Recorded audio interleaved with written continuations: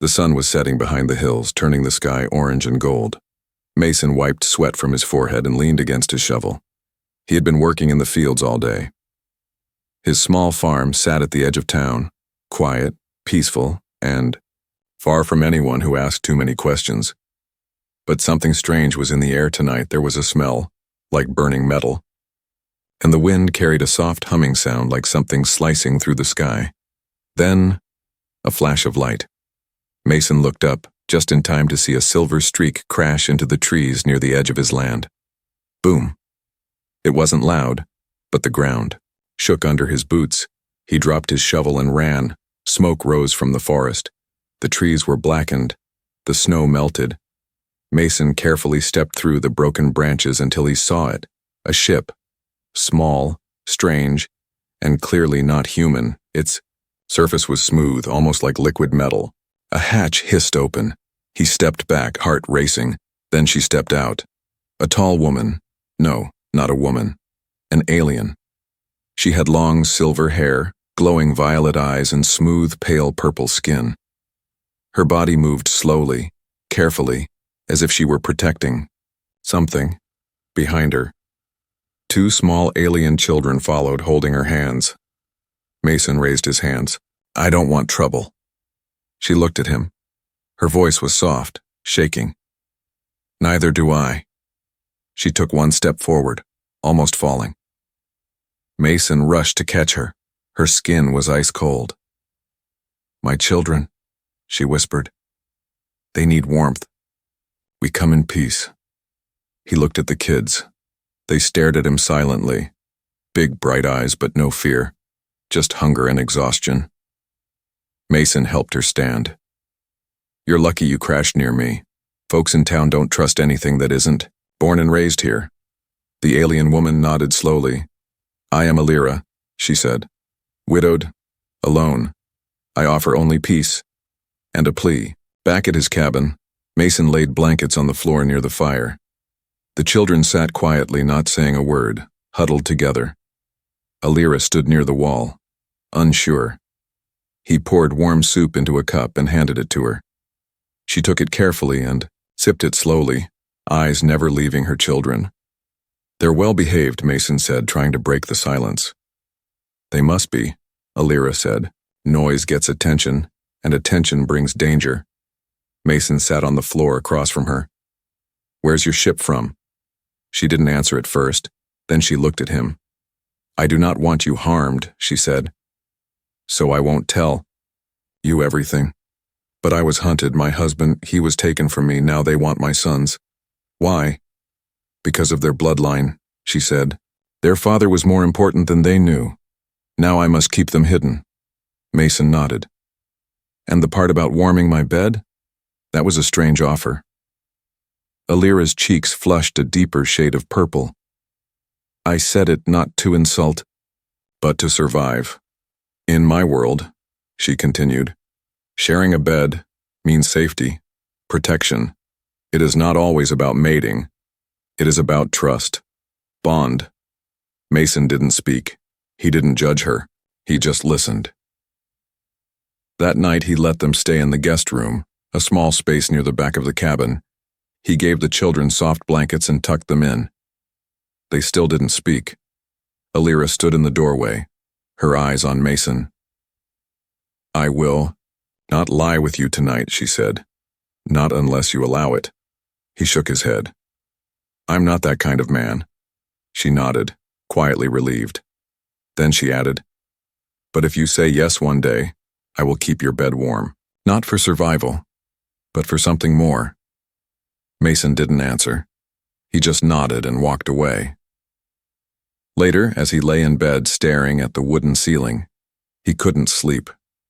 A ship from another world had landed on his land, and now an alien widow, with two silent children, was sleeping under his roof. Why had she come here? Who was hunting her? And why did her voice, even when she whispered, sound like something familiar? Something human? Morning came slowly over the snowy hills. The sun touched the frost-covered trees and thin mist floated over the field. Inside the small wooden cabin, Mason brewed coffee, staring out the window. But his eyes weren't watching. The sunrise. They were watching the guest room door. It had stayed shut all night. The alien mother and her children hadn't made a sound. Not one cry. Not one question. Not even the creak of a floorboard. Mason wasn't sure if that made him feel safe or more afraid. When the door finally opened, Elira stepped out. She wore one of Mason's old flannel shirts, too big for her but warm. Her long silver hair was tied back, and her glowing violet eyes looked calm but guarded. The two children followed silently. No shoes, no words. They moved like shadows. Light on their feet, Mason offered a seat at the table. "I made food," he said simply. Elira sat. She nodded in thanks but did not eat. "They will eat first," she said, gently nudging the children forward. Mason placed 2 bowls of warm oatmeal in front of them. The older one, maybe 6 or 7 years old, looked up at him with sharp golden eyes. The younger one, barely walking age, held a spoon like it was a new invention. Still, not a single word. "They don't talk?" Mason asked softly. Elira gave a small nod. "They can, but they were trained not to." "Trained?" she sighed. "My husband's enemies used sound to find us. So the children learned silence, even in pain, even in fear." Mason looked at the children again. The older one didn't blink. The younger one chewed slowly, watching every move Mason made. "Do they have names?" he asked. Elira hesitated. "Names are power where we come from. But here, they will need names." She pointed to the older one. "This one will be Kyle," then to the younger. "And he is Rin." The day passed quietly. Elira washed dishes while the boys explored the cabin slowly, touching things with careful fingers. Mason watched her move, graceful, quiet, like someone used to hiding. But her eyes missed nothing. When the fire grew low, she added logs before Mason even noticed. When he coughed once, she poured him tea before he asked. "You're fast," he said. She gave a small smile. "I was a bonded mate. It was my role to notice everything before it became a need." Mason raised an eyebrow. "Bonded mate?" "In our culture, love comes after loyalty," she said. "My husband chose me not for beauty but for trust." Mason looked at her carefully. "Did you love him?" Elira paused. "I did. Then he was taken, and I had to love survival instead." That evening, a strange thing happened. Kyle, the older boy, approached Mason while he was repairing the wood stove. He held out a metal piece. Mason looked at it, surprised. "You fixed this?" Kyle didn't answer. Elira walked over. He watched. "You do it yesterday. He remembers everything." Mason smiled a little. "Smart kid." Elira nodded. "He will be a leader, like his father, if he lives long enough." Mason's smile faded. "You think they'll come again? The ones who killed your husband?" "They never stopped," she said. "They're just slower now, because of the cold. But they will find me again." Mason tightened a bolt on the stove. "Then we need a plan." She looked at him, surprised. "You speak as if we are already yours to protect." He looked up at her. "You asked to stay. I said yes. That makes you my responsibility." She stared at him for a long moment. Then she bowed her head slightly. "In my world, that's a vow."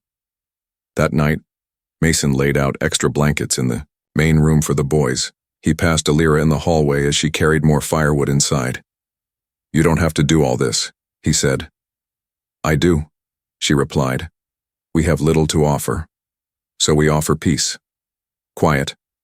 Warmth." Mason leaned against the wall. "You keep saying you'll warm my bed, but you know you don't have to, right?" Elira looked at him without flinching. "I know," she said. "But if I ever do, it won't be for shelter. It will be because you've earned something deeper than protection." "What's that?" She paused. "My trust." Later that night, Mason couldn't sleep again. From the other room, he heard something. Not a voice. A quiet hum, like someone was whispering a lullaby in a language he didn't understand. He peeked through the door. Alira was humming softly as she stroked Rin's head. Kale was already asleep. Her voice was not loud, but it filled the room like starlight. Mason stepped back quietly. This wasn't just a mother. She was something else, something powerful, and still hiding what she truly was. The wind was loud that night. It howled through the trees, making the wooden walls of the cabin creak like an old ship at sea. Mason sat in his chair near the fireplace, sharpening a small hunting knife. He couldn't sleep again. Something had changed. It wasn't just the alien mother and her two silent children. It was the feeling in the air, like the forest was holding its breath. He looked toward the hallway. The boys were asleep, wrapped in warm blankets. Alira stood near the window, her silver hair glowing softly in the firelight. She hadn't moved in an hour. "You okay?" Mason asked. Her eyes were fixed on the trees. "Don't go outside tonight." Mason raised an eyebrow. "Why?" She turned slowly. "Something is near. Something that should not be." He set the knife down. "An animal?" Alira's voice was low, steady. "No, not an animal. A watcher." Mason walked to the window, looked out, but saw nothing. Just snow and trees, and the shadows between them. "I don't see anything." "They move between light," she said. "You won't see them until they want you to." Mason crossed his arms. "That doesn't make me feel better." Alira stepped closer.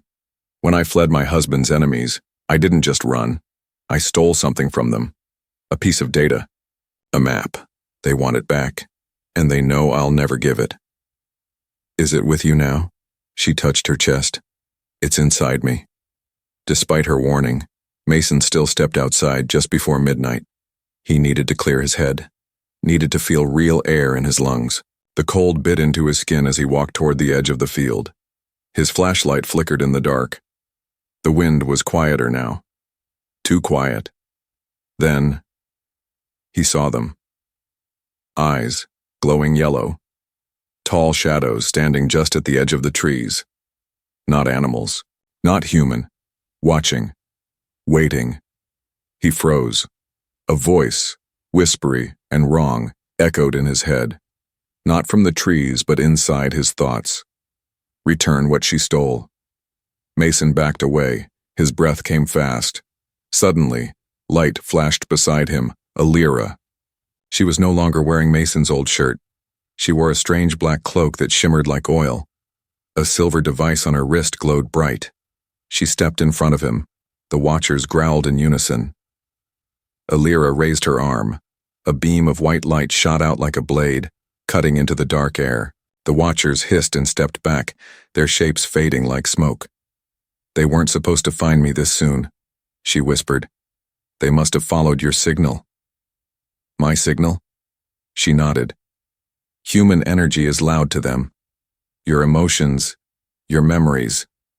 They can track kindness." Mason blinked. "They found you because I cared?"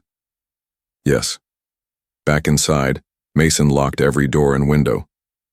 Alira paced near the fire, her eyes glowing brighter than usual. Kyle stood silently behind her, holding his little brother's hand. "You said you took something," Mason said. "What exactly is it?" Alira stopped moving. "A list of every hidden world where my people could rebuild. If they get it, they'll burn those worlds to ash. They don't want survivors, only silence." "And it's inside you?" "In my blood, my bones, my breath."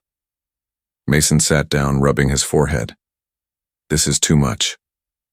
Alira knelt in front of him. "You let me stay. You gave my son safety. You deserve the truth." He looked at her.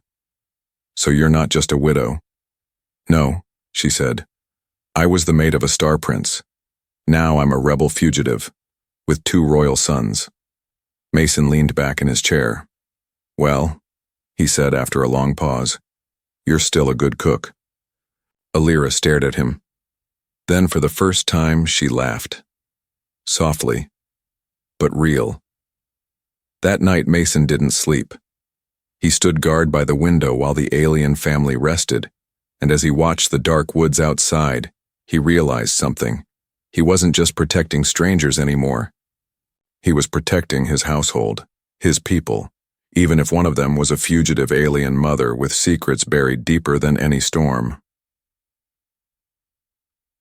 The snowstorm came fast the next morning.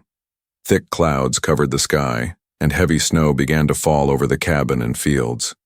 Mason spent hours nailing boards across the windows and adding logs to the fire. He worked with quiet focus, but his thoughts were spinning. She had saved his life, with alien tech, with skill, with power. But what scared him more was how calm she had been while doing it. Inside, Alira sat with her sons by the fire. Cale held a small wooden toy Mason had carved. Rin leaned against his mother's shoulder, finally asleep. Mason walked in, brushing snow from his jacket. "I've seen enough now. You should tell me everything. No more half-truths." Alira didn't argue. She looked into the fire and spoke. "My real name is Alaraxis Vena, born on the palace moon of Seraptor. I was not just a wife. I was chosen through bond right to be the mate of Prince Vorin. He was the next ruler of the House of Flame." Mason sat across from her, quiet. "He was kind," she continued. "Strong. A warrior, yes, but with mercy. We believed we could end the war between our kind and the machine factions. But others wanted blood." "Who?" Mason asked. "His own council. They betrayed him, killed him in his own chamber, tried to take the children. I escaped with a stolen scout ship and encoded the location of all rebel worlds into my DNA." Mason raised an eyebrow. "Your DNA?" She nodded.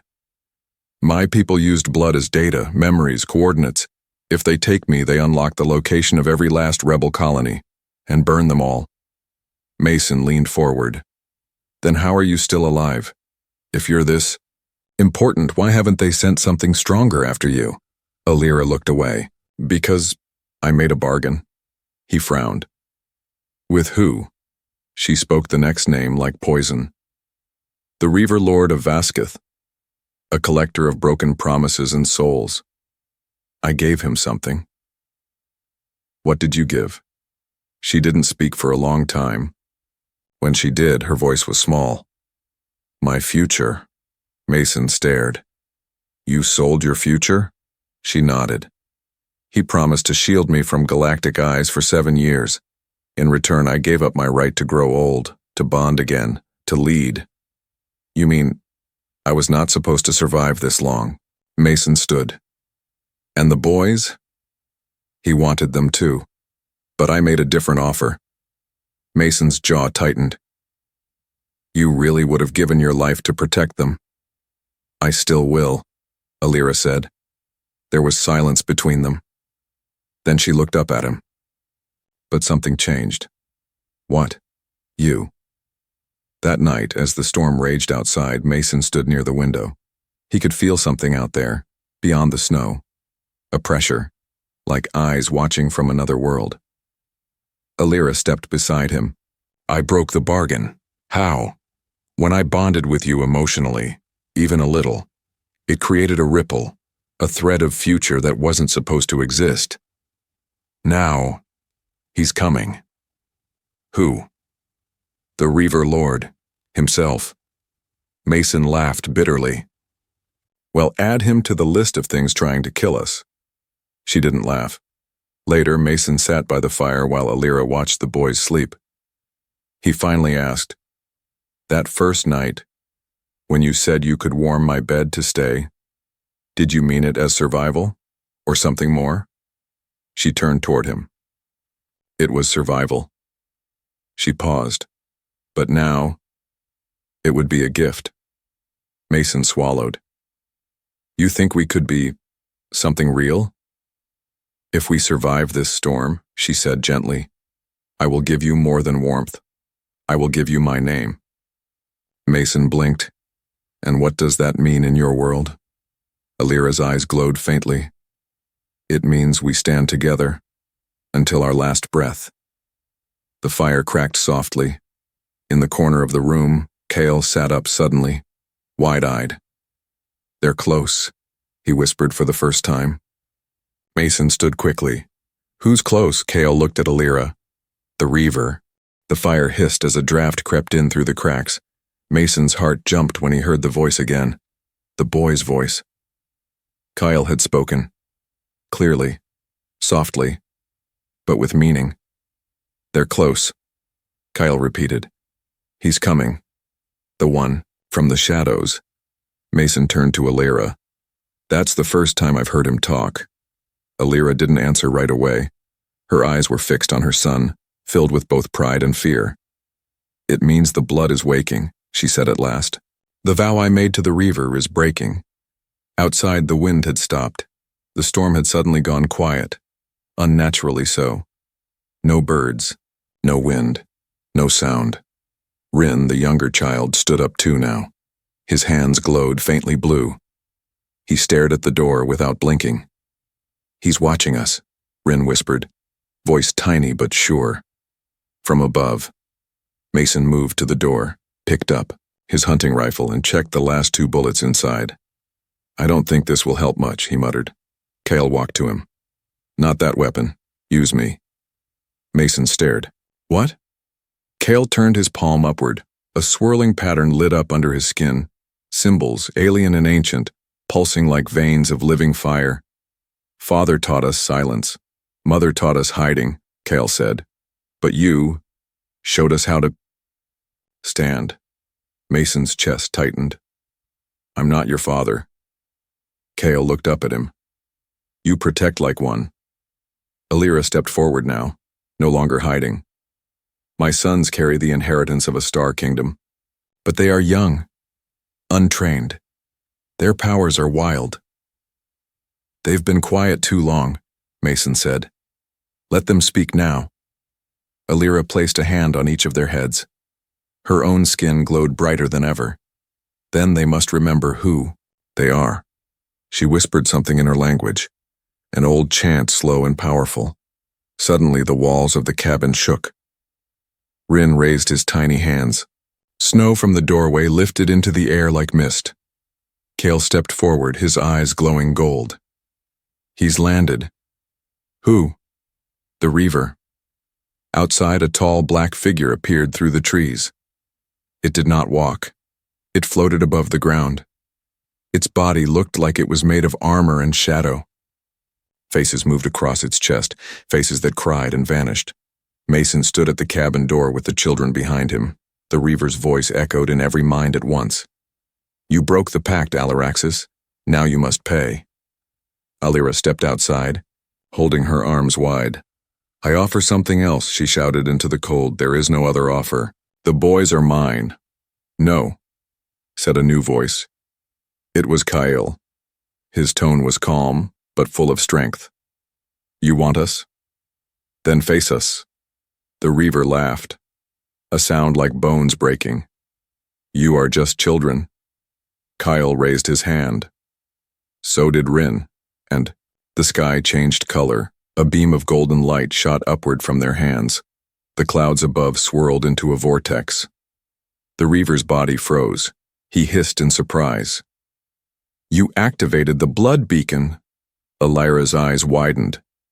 They've done it. Mason stepped beside her. What did they do? They've awakened the beacon passed down through royal lines. It signals one thing. What? War. The Reaver screamed and launched forward, but this time he didn't reach them. Cale and Rin stood shoulder to shoulder. A shield of burning symbols spread around them like a wall of light. The Reaver hit it and shattered into pieces of shadow. The forest exploded in color. The air itself shook. Then, silence again. When it was over, the boys dropped to their knees. Mason ran to catch Rin, and Cale leaned into his mother's arms. They use too much, Alira said. They need rest, but they are safe now. Mason looked at her. What about the Reaver? Alira watched the sky. Gone, for now. But others will come. Now that the beacon is lit, the galaxy knows they live. And what do? We stop running, she said. We prepare. That night, the cabin was quiet once more, but Mason knew things had changed forever. 2 alien children had spoken, and the stars had answered. The cabin stood in silence the next morning. Smoke rose gently from the chimney, and the snow had begun to melt under the soft sun. But inside, the world felt heavier. Kyle and Rin lay wrapped in blankets, pale but breathing. Their glow had faded, and their small bodies trembled from the power they had used. Mason sat nearby, sharpening a tool just to keep his hands busy. His eyes kept drifting toward the children, and toward Alira. She hadn't slept. She sat at the window watching the tree line again. But this time, her eyes weren't filled with fear. They were filled with resolve. They've lit the beacon, she said quietly. Mason nodded. You told me, but I still don't get it. What happens now? Alira turned. Now, everything changes. Across the stars, sensors are picking up royal life signs. That means the heirs are alive. And the galaxy just leaves them alone? She gave a sad smile. No. Some will come to kneel. Some will come to kill. We don't get to choose which. Mason stood. Then we better choose where we stand. Alira moved closer to the fire. I need to ask something of you, but it is not small. Ask. In my people's law, if a native of another world publicly declares us as his family, it activates a protective treaty. Ancient, but binding. Earth still has standing neutrality. Agreements. If we are claimed as kin by a human, no one can legally take us without starting a war. Mason stared. So you want me to adopt the boys? More than that, she said. You must speak it with heart. Not just for the law. The bond only activates if the vow is real. He blinked. And what about you? She met his eyes. You must also claim me. Fully. As partner. As blood. As warmth. He stepped back, unsure. This feels like more than a legal trick. It is, she said. It's an old way, but it's the only shield strong enough to stop what's coming. Mason rubbed his neck. So I either make a vow that binds me to an alien mother and her royal children forever, or I watch bounty ships rain down fire from the sky. Yes, she said calmly. Those are your choices. He looked at the boys again.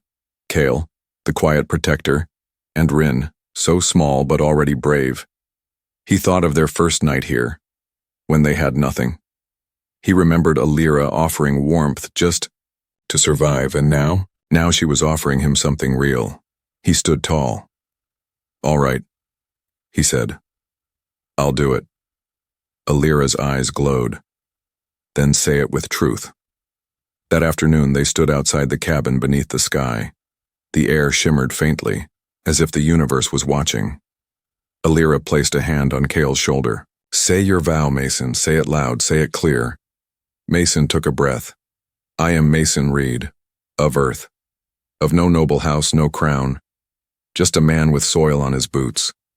He looked at Alira and the boys. But today, I take a vow that these three, Alira, Kale and Rin, are mine. They are my family, my fire, my charge, and anyone who comes for them will answer to me first. A wind rushed through the trees. Alira nodded. It is done. From above, a thin line of light sliced through the clouds like a message. Mason looked up. What was that? Alira exhaled. A satellite picked up your words. It broadcast your bond across the treaty system. The vow was recognized. He blinked. You mean, we're safe? No, she said softly. We're seen. Now even more eyes are watching. That night Mason found her sitting near the fire again. This time she wasn't watching the stars.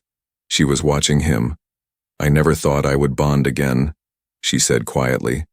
But today I felt peace. Not from the vow, but from you. He smiled. You're still in my guest room, you know. She stood. No, she said. Not anymore. She reached for his hand. Tonight I warm your bed not as a bargain, but as your equal. Mason took her hand without hesitation. Welcome home, he said, and the fire between them finally felt like more than heat. The snow had melted by the time the ships came, not loud warships, not the black hunters from the past. These were quiet crafts, sleek, silver, and watching from above. They hovered high in the clouds, hiding behind the blue. But they were there, and Alira knew it.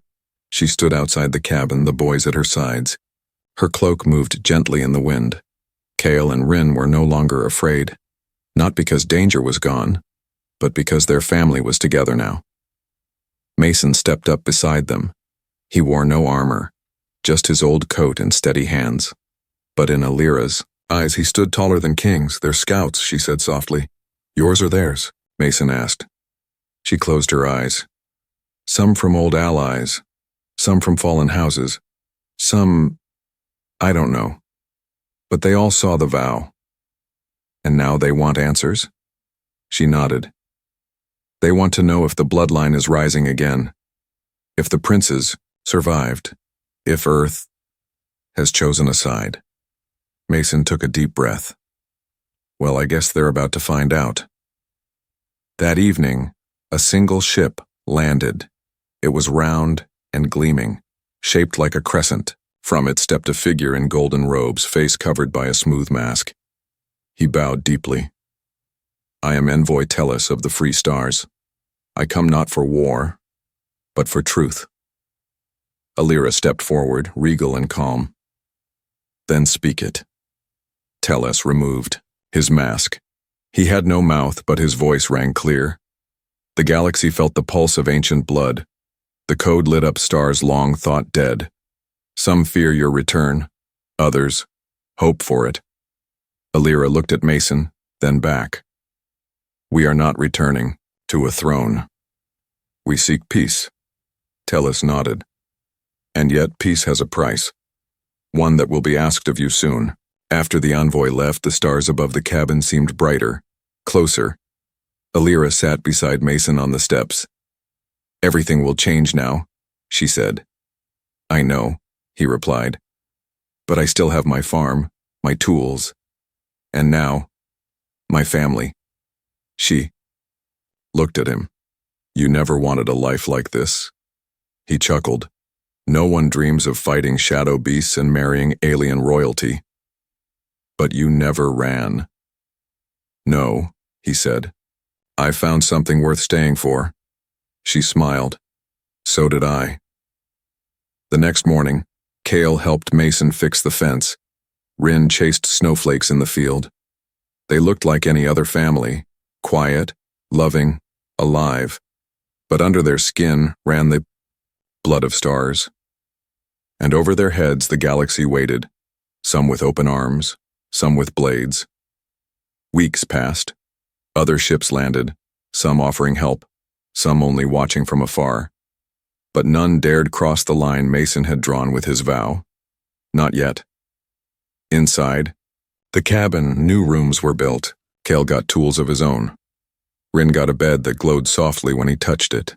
And in Mason's room, Alira now slept peacefully beside him, no longer afraid of being hunted. Sometimes in the middle of the night she would whisper ancient songs to him, songs about broken empires and lost kings, and Mason would hold her hand and whisper back, You're not lost anymore. One night as they sat under the stars, Kale asked, Will we always be safe here? Mason looked up at the sky, at the 2 moons that hung there now. No, he said honestly, but we'll always be together. Alira placed a hand on Mason's arm. And together, we're stronger than any crown. Because sometimes the galaxy doesn't change with war. It changes with a small promise, a shared meal, a warm fire, and a vow spoken by a human on a cold night to an alien mother who had nothing left except her children and a spark of hope.